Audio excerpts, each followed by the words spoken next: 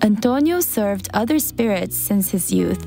Even after getting married, his life goes from bad to worse. Without me noticing, things were going in a different direction and ended up losing everything I had. Everything, my truck, my car, my dignity as well. And I began to think about my life, what was wrong in my life. And I remember that I bowed down on the floor and said, if there really is a God who created the heavens and the earth, I will not accept living in this misery. I want to change, and I will not accept my family's suffering. And from that day on, I did not go to serve other spirits. With a lot of difficulties and the help of his family, Antonio acquires a piece of land that is almost unproductive. He then decides to build the house he was going to live in and dreams about starting a poultry farm. It was a ranch in a bad state because there weren't even doors or any windows, It was a field that no one gave value to, and they dreamed about starting a poultry farm. In the beginning, we had 250 chickens. I would go to the wood shops to pick up the rest of the sawdust from the wood in their trash. I didn't have money to make the chicken coop. We lived here for almost 2 years without electricity. I am very grateful to my neighbors,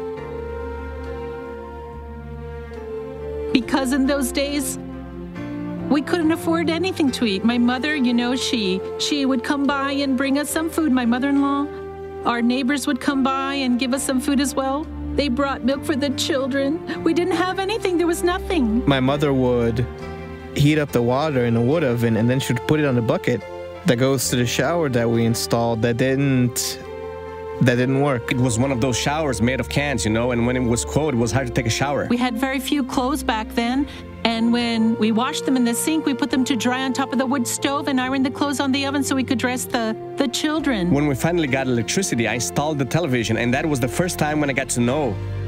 On the television, Dr. Suarez reading Malachi regarding our tithings and offerings, about going to church, right? And I learned more about God. I started to go with him, and I enjoyed it. Then I decided to sponsor, right? The faith show. They all started serving the Lord and began to prosper until a fire burns down the house that they live in. However, God's protection for this family and their property touches Antonio's faith. That was when I started to sponsor even more. I gave more offerings. In about 6 or 7 months, I had my house back up again without having any conditions or any money. I read the book called How to Take Possession of the Blessing, Healing the Sick and Casting Out Demons. And I started to take possession as well. And today, thanks be to God, our lives have changed completely. The blessings of the Lord are uncountable in this family's life.